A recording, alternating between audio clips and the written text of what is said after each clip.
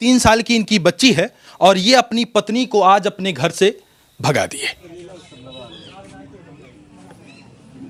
तुम रहना चाहती हो? रहना चाहते हैं, जब नहीं रखेंगे तब क्या होता है।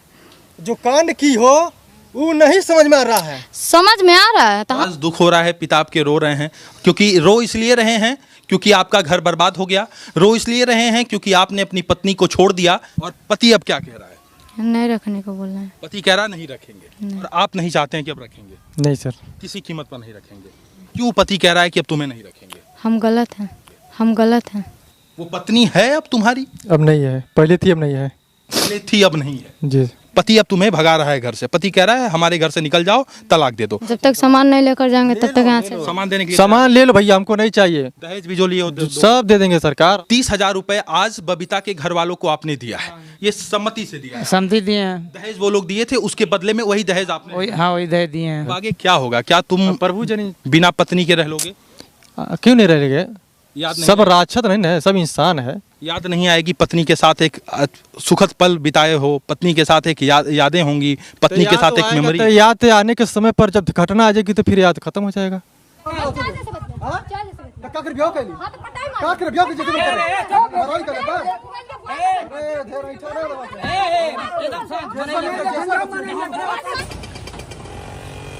घंटों घंटे दलीलें चली और वहां पर लड़ाई हुआ, झगड़ा हुआ, बहस हुआ, तमाम तरीके की तर्क हुई, वितर्क हुआ। फिर लास्ट में यह फैसला लिया गया कि किसी भी कीमत पर मुनील अपनी पत्नी को नहीं रखेगा। और क्यों नहीं रखेगा? क्योंकि उसकी पत्नी का गैर मर्द के साथ संबंध है। तुम गलत हो। क्या गलती की हो? बहुत बड़ा गलती की है। कौन सी बड़ी गलती की है? किसी से मतलब बातचीत करने लगे। किसी से सिर्फ बातचीत ही की थी कि और कुछ की थी? और मतलब बहुत बातचीत में बहुत भी गलत हो गया था। बातचीत में बहुत भी गलत हो गया था, या सीधे शब्दों में कहें तो बेविचार आपने किया है, यानी कि किसी के साथ शारीरिक संबंध बनाया। वो कौन था? आपका सूरज। प्रेमी? सूरज। पति पत्नी का एक खूबसूरत रिश्ता आज तमाशा बनकर रह गया है। अभी हमारे हाथ में एक कागज है, या यूं कहें कि एक इकरारनामा है, जिसमें यह लिखा हुआ है कि पति और पत्नी राजी खुशी के साथ एक दूसरे से अलग होते हैं। फ्रेम में आप देख रहे हैं, ये मुनील है, इनका नाम मुनील है और इनके हाथ में इनकी छोटी सी बच्ची है। और कितने साल उम्र होगी बच्ची की? 15 अक्टूबर के 3 साल पूरा हो जाएगा। अच्छा, 3 साल, यानी अभी छोटी बच्ची है। तो यानी कि 3 साल की इनकी बच्ची है और ये अपनी पत्नी को आज अपने घर से भगा दिए, या यूं कहें कि अपनी पत्नी को आज ये छोड़ दिए और कहे कि अब मैं तुम्हारे साथ नहीं रहूंगा। और इनकी भी पत्नी इनको छोड़कर आज चली गई अपने मायके, अपने घर को चली गई और इनके गोद में एक छोटी सी बच्ची को छोड़कर। स्टोरी बहुत ही मार्मिक है। इनके परिवार के ये लोग हैं और बहुत गरीब परिवार से आते हैं ये लोग। इन लोगों के आंखों में आज आंसू है और एक बेबसी है। जोश जोश में इन्होंने फैसला तो जरूर ले लिया। आज एक पंचायत हुई थी और पंचायत में ये फैसला लिया गया कि इनकी जो पत्नी है वो इनके घर में अब नहीं रहेगी, यानी कि इनका जो संबंध था, वैवाहिक संबंध, उससे विच्छेद हो गया। और फ्रेम से बच्ची को हटा दीजिए। आंखों में आंसू है और कहीं ना कहीं ये आंसू बहुत कुछ कह रहा है इनडायरेक्टली रूप से, कि एक तरफ मुनील ने अपने कलेजे पर पत्थर रखा, अपने सीने पर पत्थर रखा, क्योंकि इसकी पत्नी ने इसके साथ जो कुछ भी किया है वो कोई भी पति एक्सेप्ट नहीं करेगा। और कोई भी पति ऑन कैमरे ये बात नहीं कहेगा कि उसकी पत्नी किसी गैर मर्द के साथ संबंध बना रही थी और इसको इसने पकड़ा था होटल में जाके। और तमाम वो सारी बातों पर मैं नहीं जाऊंगा। लेकिन आज मुनील, तुम्हारी पत्नी कहाँ है? तुम्हारी पत्नी बबीता कहाँ है? अपने मायके गई है। मायके गई। वो पत्नी है अब तुम्हारी? अब नहीं है, पहले थी अब नहीं है। पहले थी अब नहीं है। जी। क्या तलाक हुआ है आपका? जी सर। कैसा तलाक हुआ है?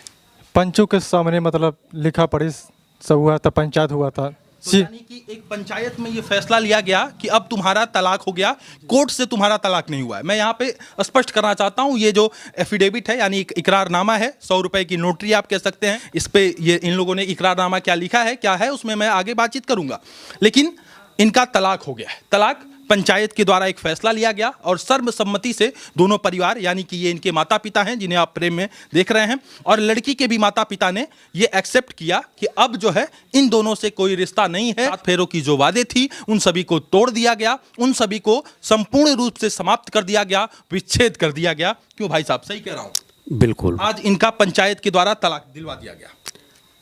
जब पति पत्नी का एक विश्वास जब टूट जाता है, और टूटने के बाद जब आज वो स्थिति थी, आज वो दिन था जो विवाह के दिन जैसे एक उत्साह के साथ आदमी विवाह करने के लिए पत्नी के द्वार तक जाता है, आज वो दिन था कि पत्नी हमेशा हमेशा के लिए इस द्वार को छोड़कर, इनके परिवार को छोड़कर अपने मायके के लिए और चली गई। सोचिए कि जो लड़की यहाँ पर आई थी रहने के लिए, आज वो सारा सामान लेकर यहाँ से चली गई, बच्चा अपना छोड़ दी, यानी एक छोटी सी बच्ची है उसको इस घर में छोड़कर चली गई सब सामान लेकर।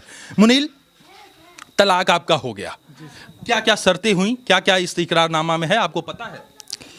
शर्त यही था सर, मतलब 10 लाख रुपया मांग रहे थे, अगर हम बेटी के रखेंगे तो अपने नतनी को। अच्छा। तो हमको 10 लाख रुपया चाहिए। कौन डिमांड किया?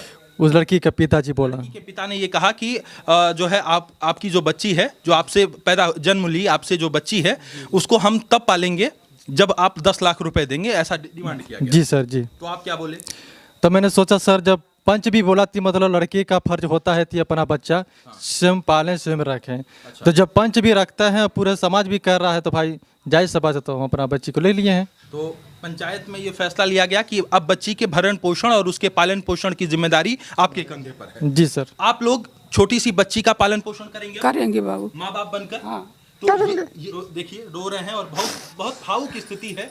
आज ये सब कुछ हुआ, ये लोग चाहते थे कि परिवार सिमट जाए और प्रयास ये भी हो रहा था कि इनका परिवार घर बस जाए। तो मुझे लग रहा था कि ये सब लोग चाहते हैं कि राजी खुशी के साथ ये लोग वापस रहें एक घर में, एक छत के नीचे, लेकिन ऐसा संभव नहीं हो पाया। घंटों घंटे दलीलें चली और वहाँ पर लड़ाई हुआ, झगड़ा हुआ, बहस हुआ, तमाम तरीके की तर्क हुई, वितर्क हुआ। फिर लास्ट में ये फैसला लिया गया कि किसी भी कीमत पर मुनील अपनी पत्नी को नहीं रखेगा। और क्यों नहीं रखेगा? क्योंकि उसकी पत्नी का गैर मर्द के साथ संबंध है। ये तुम्हारा फैसला था कि अपनी पत्नी को नहीं रखोगे? जी सर। क्या ये फैसला दबाव में ले रहे हो या अपने मन से लिए हो? नहीं सर, कोई बच्चा थोड़ी ना रहेगा तिमोने किसी के दबाव में आएगा। हर 18 साल के बच्चे का भी जिम्मेदारी दिया जाता है अपना घर द्वार संभालने के लिए, किसी का घर बर्बाद करने के लिए नहीं जिम्मेदारी दिया जाता है। तो आज आपको ये लग रहा है कि घर आपका बर्बाद हो? क्योंकि हम भी ये बच्चे पहले थे, लेकिन अब हम भी ये मतलब 4 समाज में उठ बैठ रहे हैं। हमारी भी औकात थी 20 लोग का समझाने का, मैं भी अपना क्षमता रखता हूँ। 20 लोग का समझाने के लिए मैं भी अपना क्षमता रखता हूँ, इतना मेरे पास पावर बुद्धि है।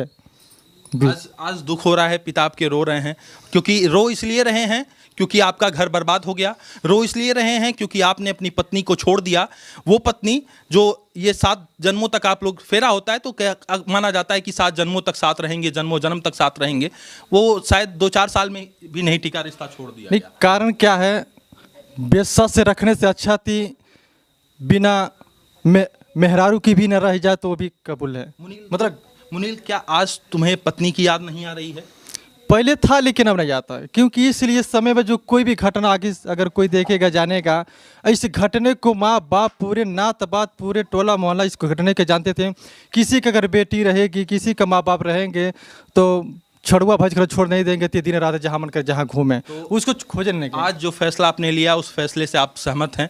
आपको लग रहा है कि आपने आज जो डिसीजन लिया है वो डिसीजन सही है? यही एक डिसीजन था क्या? साथ सर्वसम्मति से रहने का डिसीजन नहीं बचा था आप दोनों के जीवन में? क्योंकि सर जो भी मैं अपना डिसीजन जो भी फैसला करता हूँ, मैं अपने बुद्धि विचार से करता हूँ, क्योंकि मेरे भी मतलब भगवान ने बुद्धि दिए हैं कि सही गलत निर्णय क्या करना चाहिए। चलिए, ये पति पत्नी का निजी जीवन है, इस पर हम बहुत आगे बातचीत नहीं करेंगे। अब सीधे मैं आपको बताता हूं कि जो अभी हमारे हाथ में इकरारनामा है, जो पंचायत के द्वारा सर्वसम्मति से फैसला लिया गया, उनमें क्या क्या बिंदु है।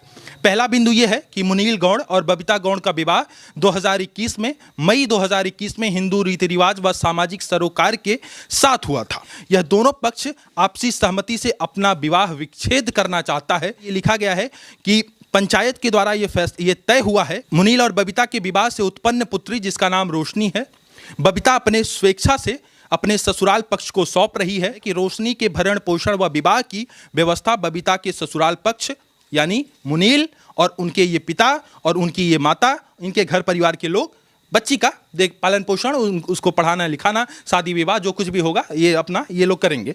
ये फैसला लिया गया है।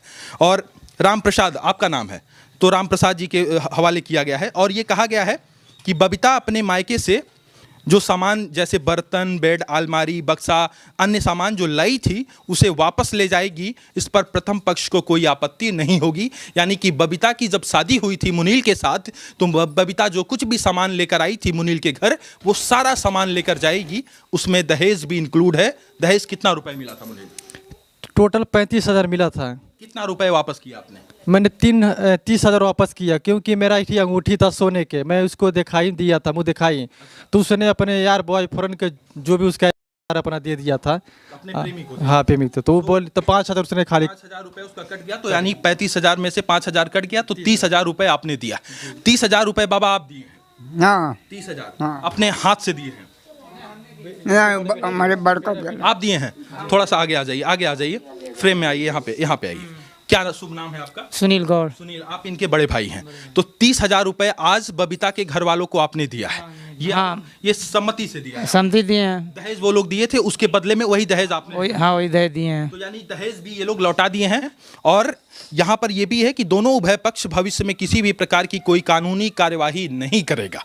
पंचायत में ये भी फैसला लिया गया है कि दोनों पक्ष, यानी मुनील, अब तुम भी अपनी पत्नी के ऊपर कोई, वैसे लीगल पॉइंट तुम्हारे पास थे भी नहीं कुछ करने का, लेकिन वैसे अब तुम कर नहीं सकते, और तुम्हारी पत्नी भी, अब इनकी पत्नी भी आप लोगों के ऊपर कोई कार्यवाही, कानूनी कार्यवाही नहीं करेगी, ऐसा इस हलफनामा में या ऐसा इस इकरारनामा में लिखा हुआ है। यही लिखा है ना? हाँ। कि अब कोई कानूनी कार्यवाही आप लोगों को नहीं करेगी। नहीं। आपके घर से जा चुकी है, जब शादी हुआ था जो कुछ लेकर आई सब ले गई। सब लेकर गई, हाँ। और बच्ची छोड़ गई। हाँ और प्रथम पक्ष द्वितीय पक्ष हर जाने के रूप में 30,000 रुपए का जो ये कुछ है उसमें रुपए दिए हैं, और यहाँ पर सिग्नेचर है, 2-4 लोगों की गवाही है, मुनील गौड़, उनकी पत्नी बबीता का भी सिग्नेचर है, और तमाम लोगों का ये इकरारनामा है। अब इस इकरारनामा को देखने के बाद, और मैं जो इकरारनामा ये पढ़ रहा था, इसको सुनने के बाद आपके मन में क्या तस्वीर उभर रही है? आप जरूर ये बताइएगा, क्या सच में आपको लगता है कि ये खूबसूरत रिश्ता आज तमाशा बनकर रह गया? मैं यही नहीं कहूँगा कि ये एक पक्ष तो है ही है, ये तो जो हमारे सामने घटनाएं दिख रही हैं वो तो दिख ही रही हैं।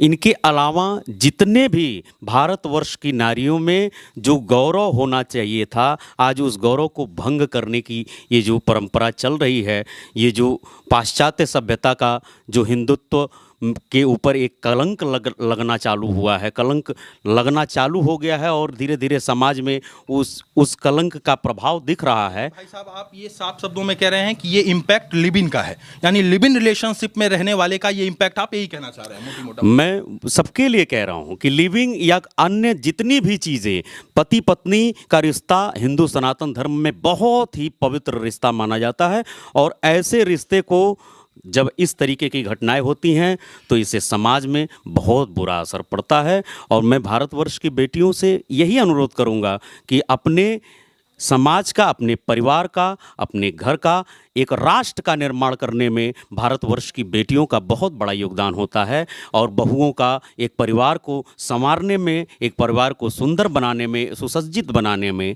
तो मैं यही भारत की बेटियों से, भारत की बहुओं से निवेदन करूंगा कि ऐसी घटनाएं समाज में होगी तो इससे समाज विघटित होगा और समाज में बहुत बुरा असर। जो लोग भी पति के होते हुए या शादी होने के बाद व्यभिचार करते हैं और तमाम सारी चीज़ों का रिश्ता, नया रिश्ता बुनते हैं, नए रिश्ते की तलाश करते हैं, उन्हें ये वीडियो ज़रूर देखना चाहिए। ये बड़ा दुखद पक्ष है। और मुनील, आज यहाँ पर बगल में ये मुनील खड़ा है और बगल में इनके माता पिता खड़े हैं। ये भी एक पति पत्नी हैं जो आज तक अपने रिश्ते का निर्वाह कर रहे हैं, लेकिन मुनील अपने रिश्ते को 4 साल भी नहीं निभा पाया। 4 साल भी नहीं हुआ शादी का, 4 साल भी ये अपने रिश्ते को नहीं निभा पाया, या यूँ कहें बबीता मुनील के साथ 4 साल तक सब साथ नहीं रह पाई, मुनील बबीता के साथ 4 साल तक नहीं रह पाया, दोनों में विवाह विच्छेद हो गया, जिसकी तस्वीर अभी आपके सामने है। बहरहाल ये कहना काफ़ी कठिन है कि दोष किसका है, मुनील दोषी है या मुनील की पत्नी बबीता दोषी है, लेकिन इस दोष में एक बच्चे का जीवन जरूर बर्बाद हुआ।